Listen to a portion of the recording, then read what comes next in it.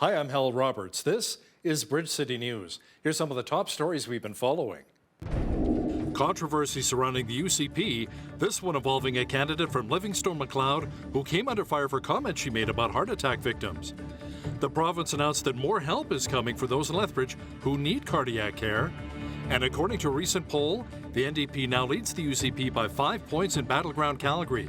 Our legislative reporter Tyler Dawson has the details. Your nation, your province, your southern Alberta. From the heart of Lethbridge, it's Bridge City News with Hal Roberts. Thanks so much for joining us. The province announced on Wednesday that it will begin expanding cardiac care at the Chinook Regional Hospital. Officials say Budget 2023 will provide Lethbridge residents with a new catheterization lab. The plan is for AHS to invest $2 million for the expansion at the hospital. Health Minister Jason Copping says with this announcement, patients can have faster access to specialized care they need closer to home. He says the cardiac services plan includes such priorities as implementing the lab, recruiting more cardiologists, more cardiac imaging, and providing more cardiac ambulatory diagnostics and procedures. Officials say this new cath lab will cut down on the 300 South Zone patients who travel to Calgary for cardiac services and another 1,000 outpatients who also travel to the Stampede City for ICS. Alberta's official opposition says if they are elected, Albertans will have access to even more cardiac care as the party is pledging a major expansion for the Chinook Regional Hospital. Lethbridge West candidate Shannon Phillips and Lethbridge East candidate Rob Miyashiro say the NDP will invest around $20 million to expand cardiac care at the hospital. Miyashiro explains how the money will be utilized. Offering new interventional cardiac services and more diagnostic services, more cardiologists, more cardiac catheterization, allowing doctors to see and eliminate deadly blockages. Under Rachel Notley's leadership, the Chinook Regional Hospitals will have the best standard of treatment for heart blockages in Canada.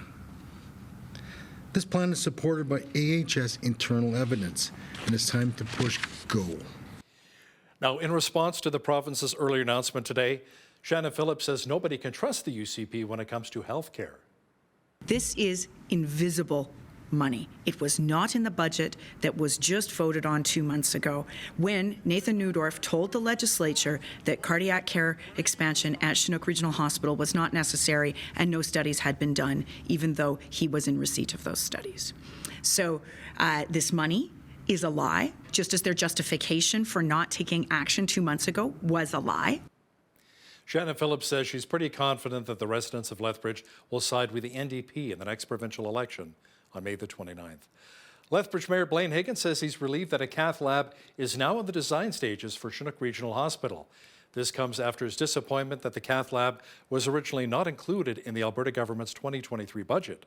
Last month, as I'm sure you're well aware, that I was not very happy with us being left out on a particular announcement, and that was on the cardiac sciences. And so I was quickly in touch with our MLA and Deputy Premier, and we've worked through this, and I'm extremely happy with the result and where we're at today, as it does take a long time for this process to unfold. So I'm nothing short of excited that we're here today to make this announcement. Alberta Health Services South Zone had the catheterization lab on their capital plan, but when they put it forward to AHS leadership in Edmonton, it was removed at that stage, as there's some additional functional planning required.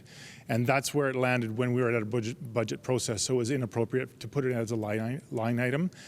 After the budget passed, that work was completed, and we were able to allocate the dollars that we wanted towards the design process to take this to the next level of, as the mayor said, lots of planning has been done. Now we're committing to the project and putting design dollars forward. The UCP Livingstone-Macleod candidate and Mayor of Claresholm, Chelsea Petrovic, is coming under fire for recent comments she made about heart attack victims. During an appearance on the Canadian Story podcast, she said people who have a heart attack should take accountability for their actions. As BCN's Micah Quinn explains now, experts say controversial comments UCP candidates are making these days may begin to take their toll on the party. This might be political suicide here, what I'm about to say. Chelsea Petrovic, the UCP Livingston-Macleod candidate, Mayor of Claresholm, and a nurse of 12 years, was asked a question of how is a lack of accountability manifesting itself in our society by one of the hosts of the Canadian Story podcast. And I see it in healthcare. Maybe, I'm going to say it. Maybe the reason why you had a heart attack was because you haven't taken care of yourself. You're extremely overweight. You haven't, you haven't managed your congestive heart failure. You haven't managed your diabetes. And there's no personal accountability. Petrovic's comments are not sitting right with some, as NDP Lethbridge West candidate Shannon Phillips posted on Twitter that her father passed away from a heart attack. She also said Petrovic doesn't belong anywhere near the provincial government. The reason why they make these kinds of arguments is because ultimately Danielle Smith's solution is to blame people for their own health conditions, as she has done for cancer, as her own local candidate has done for heart attacks, and so that they can turn around and charge you for that health care. A new poll has the NDP leading in the battleground of Calgary, with the provincial election set for May 29th. Dwayne Bratt, a political scientist at Mount Royal University, said issues like Petrovic's comments have dogged the UCP. When you use the phrase, "this might be political suicide," that's a good sign that you should stop talking. But she continued. Bridge City News reached out to Petrovic for comment and to clarify her initial stance on the podcast. She declined an interview, but instead sent us a statement which reads, "The comment was taken out of context. I was speaking for several minutes about the challenges our healthcare system is currently facing, not only as the mayor of Claresholm, but as a frontline nurse. I understand my comment could be offensive when removed from the longer interview, and I should have chosen better language." For Bridge City News, I'm Micah Quinn. A recent poll from Janet Brown Opinion Research shows the NDP is 5 points up on the UCP in popularity in Calgary. The official numbers show that the opposition is now up to 47% compared to 42% support for the UCP. Many political experts agree that Calgary is going to be the true battleground in the election next month. Our legislative reporter and Alberta correspondent for the National Post, Tyler Dawson, tells us why that a 5-point lead is fairly substantial, considering the UCP won by a sizable margin in the Stampede City back in 2019. It is much more seen as the homeland of the Conservative Party than Edmonton is.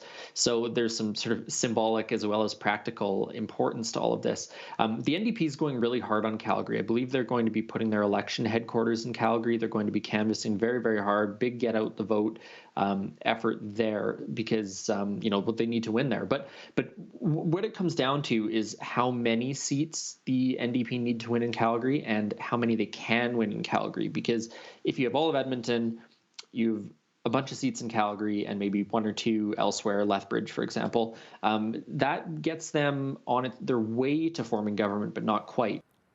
Our legislative reporter, Tyler Dawson, will also discuss how an investigation of alleged interference into the justice system could potentially affect Alberta Premier Danielle Smith's chances of leading the UCP to victory this spring.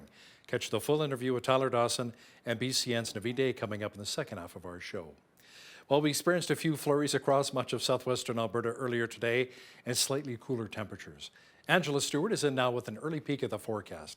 Angela, fortunately, most of the snow has already begun to melt. Yeah, Hal, that is correct. Our region was hit with some snow today. Nonetheless, did make for kind of a gloomy day, colder temperatures, but some good news, it did all melt away.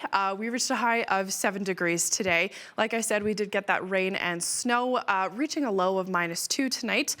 That rain also continuing for tomorrow as well, so do keep that in mind. 6 degrees the expected high tomorrow. And as for how the rest of the week is shaping up, I'll have all those details coming up later in the show. Great. Thanks so much, Angela.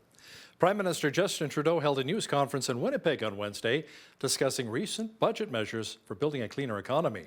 Trudeau says his government is investing in industries where Canadians will soon be leading. He says helping students with their education in green energy right now is vital for a sustainable economy.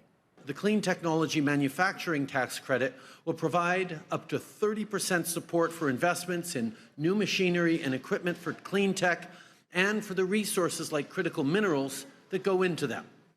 And while you're still in school, we're also helping to make things more affordable. We're increasing Canada student grants by 40%. We're raising the Canada student loan limit, We're making it easier for older students to access grants and loans. And remember, we have permanently eliminated interest on student and apprentice loans, which went into effect earlier this month. Deputy Prime Minister and Canadian Finance Minister Chrystia Freeland, meanwhile, was in Washington, D.C. She was chatting about the strong trade relations between Canada and the United States and why it needs to continue. She made the comments at the Peterson Institute for International Economics. Canada today is the largest exporter of oil to the United States, supplying at least twice as much as Saudi Arabia and Mexico combined. And we sell our airplanes, our AI, and our aluminum to the world. That is why, in a country with a healthy political debate on many issues, we have 5 parties in Parliament, and our government holds just a minority of seats. We do agree on one thing, and that is trade. Canada is massive, but also small. Trade is necessarily central to who we are. The government of Ukraine has promised to investigate a gruesome video circulating on social media that purportedly shows the beheading of a Ukrainian soldier. There were 3 Russian-speaking men who were allegedly involved. The president of Ukraine, Volodymyr Zelensky, reacted to the news and said Ukrainians need to remain strong. Ніхто не зрозуміє, якщо лідери не зреагують. Зараз треба діяти. І нам в Україні максимально зосередитись на фронті, максимально допомагати, гнати окупанта з нашої землі. Головна мета – перемогти. Головна мета – Україні міцність, щоб перемогти. Розгром окупанту, вироки вбивцям, трибунал, державі зло. Closer to home, Lethbridge police are investigating a bank robbery in the city's north end. Police say the CIBC along the 500 block of 13th Street North was hit. They say around 4:15 p.m. on Tuesday, a man with a gun entered the bank and demanded cash from one of the tellers. He grabbed the money, then took off northbound along 13th Street with an undisclosed amount of cash. LPS is asking to see dash cam footage from anyone who was in the area between 4 and 5 p.m. on Tuesday. If you can help police with their investigation, you're asked to give them a call at 403-328-4444. Lethbridge police have charged a 29-year-old man with arson in connection with a fire that destroyed the Lethbridge Hotel. Michael Big Swan of Lethbridge also faces a charge of shopbreaking. He was scheduled to make a court appearance on Wednesday. Firefighters responded to the blaze of the century-old hotel on February 24th. The fire destroyed much of the building, and a portion of the front facade was later taken down for the public safety. Following their investigation, officials determined the fire was man-made and suspicious in nature.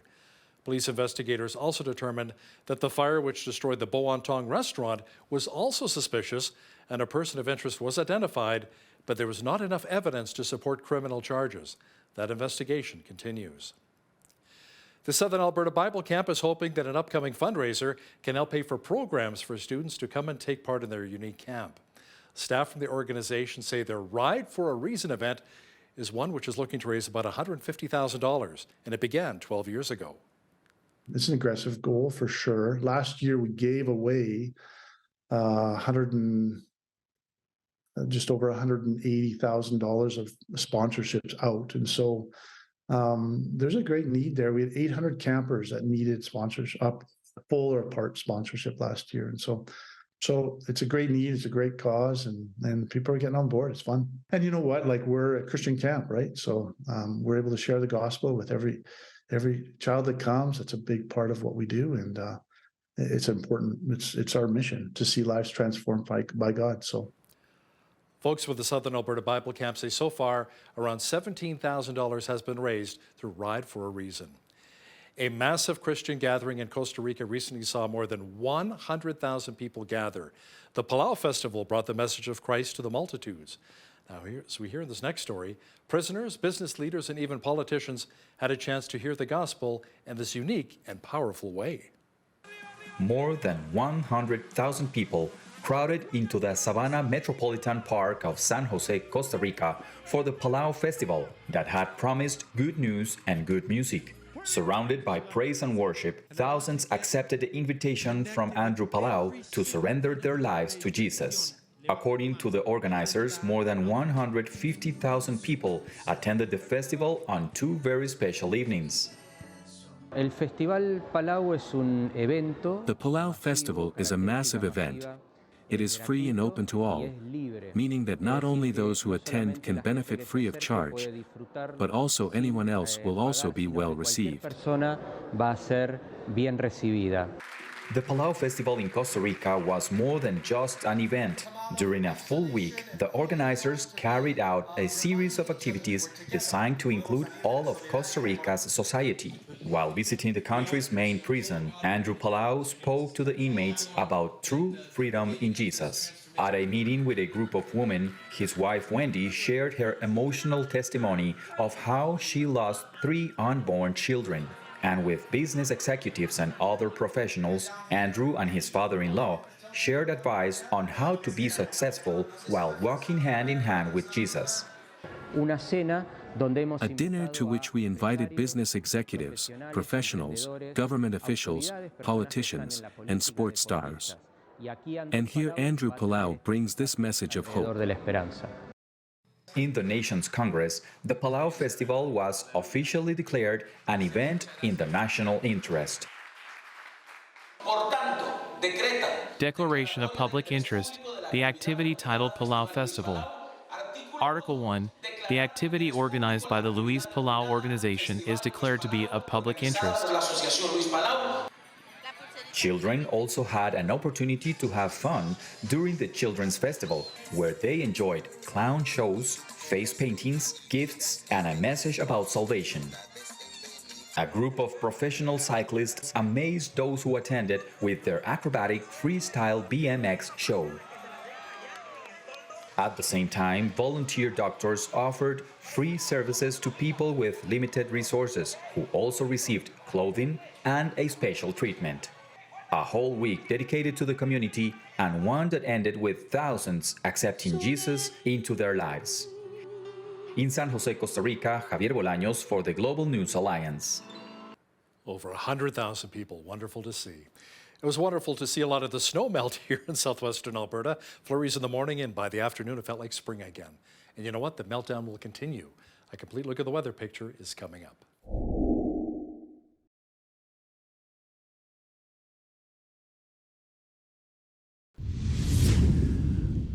It looked a bit like a winter wonderland earlier in Lethbridge today. It's hard to believe it's spring with all of the white stuff we received. Angela Stewart is here now with all of the weather details. Angela, fortunately the white stuff melted, but we may also see some rain in the next couple of days, so it's a good time to load up on the windshield washer fluid. Yes, be sure to load up on all that washer fluid, as those wet, soppy conditions are kind of expected for this time of year. But great news, there's no more snow in the forecast. It's only rain that we can kind of expect, with rain also expected tomorrow. 6 degrees the expected high for Thursday. But as we look into the weekend, you can see those temperatures and conditions improving. 8 degrees Friday, double-digit temperatures Saturday, Sunday, so a great time to get outside, enjoy that sunshine with your family as you can. As we head back into the work week, Monday, Tuesday, cooler conditions, also more gloomier conditions outside. So rain is also in the forecast, as you can see, for Tuesday. The average high for this time of year, 12 degrees is the average. Our average low is -2, as you can see there. Our highest temperature, a balmy 24 degrees, was recorded back in 2004, In 1968, -14. Our sun rose at 6:45 this morning, and it set at 8:20. Now, as I mentioned, those gloomier and colder temperatures, we aren't the only ones that are kind of experiencing that. Out on the coast in the lower mainland, Vancouver, 10 degrees the expected high tomorrow. Vancouver, 10 as well, with cloudy skies. As we head back into the Alberta region, Edmonton, Calgary, a mix of sun and cloud for both of those cities tomorrow, 12 the expected high, and 9 degrees in Calgary tomorrow. As we look to our friends in Saskatchewan now, again, as I mentioned, gloomier conditions, wet conditions, kind of experiencing that. That's in the forecast for this province tomorrow. Saskatoon, 11 degrees, a mix of sun and cloud. If you are in Regina, do expect some rain. Same deal for Winnipeg. They just came out of a winter storm, so those wet, soppy conditions can be expected there. To our friends in the central part of the country now, this is where they are in the double-digit territories. Balmy conditions in Ottawa and Toronto, 28 degrees, almost reaching 30 degrees. good news is that summer is on the way, so these temperatures are very much expected. Montreal 24 the high there tomorrow. Now to Atlantic Canada, where things are again gloomy cold. Fredericton 18 in the mid to high teens can be expected there tomorrow. 15 and sunny. Charlottetown sunny as well, 10 degrees. So sunshine across the board. St. John's is the only city there tomorrow, kind of expecting those colder temperatures. And that's your full weather forecast for you. Today's weather report is brought to you by Ridge Utilities, providing competitive rates for electricity, natural gas, and internet, while investing back in communities across southern Alberta. The Bank of Canada held its key interest rate at 4.5% on Wednesday. Bank of Canada Governor Tiff Macklem says the biggest reason for standing pat is that inflation is finally easing.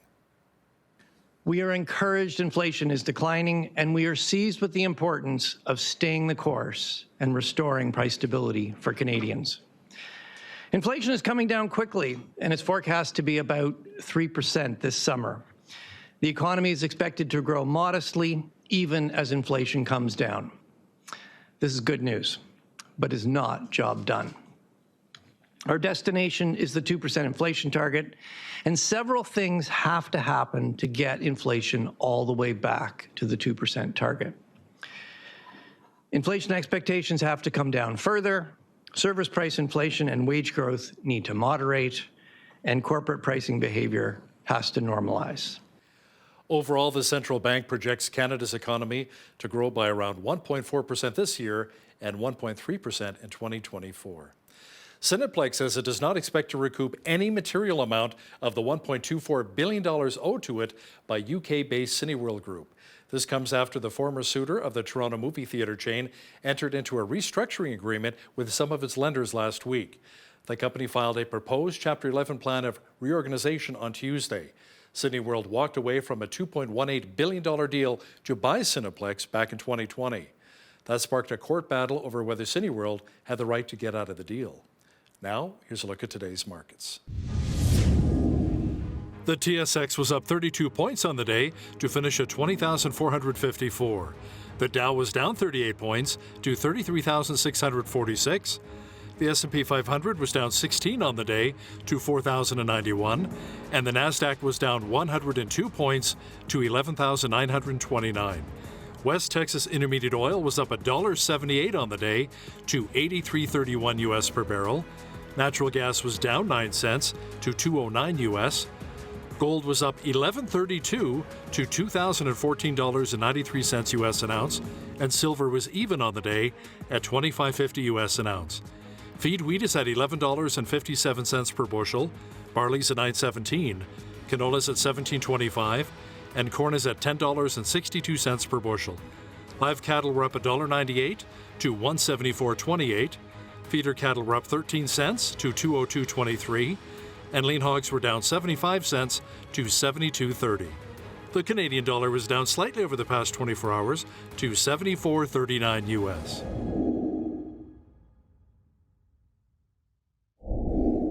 Recapping one of our top stories, the province announced on Wednesday that it will be expanding cardiac care at the Chinook Regional Hospital in Lethbridge. Officials say Budget 2023 will provide Lethbridge residents with a new catheterization lab. The plan is for AHS to invest $2 million for the expansion at the hospital. Health Minister Jason Copping says with this announcement, patients can have faster access to specialized care they need closer to home. A new poll says the NDP now leads the UCP in battleground Calgary by 5 percentage points. Our legislative reporter Tyler Dawson will have details for us next. If you see news happening in your community, be sure to drop us an email at info@bridgecitynews.ca. We'd love to hear from you. Here's today's Bridge City News community calendar. Roaring into Lethbridge for the first time ever is Jurassic Quest, the world's largest dino event with exciting experiences for the whole family. Taking place April 14th to the 16th at Exhibition Park in Lethbridge. Enjoy interactive adventures, dinosaur rides, a giant fossil dig, and more. To purchase tickets, visit JurassicQuest.ca. The Interfaith Food Bank is looking for volunteers to help in administration, the warehouse, and kitchen. The commitment is 3 to 4 hours, once or twice a week. Through your help, you'll be providing food security in our community and enjoy a sense of purpose by serving others. For details on volunteering, contact Bill at volunteer@interfaithfoodbank.ca or by calling 403-320-8779. And that's today's Bridge City News Community Calendar.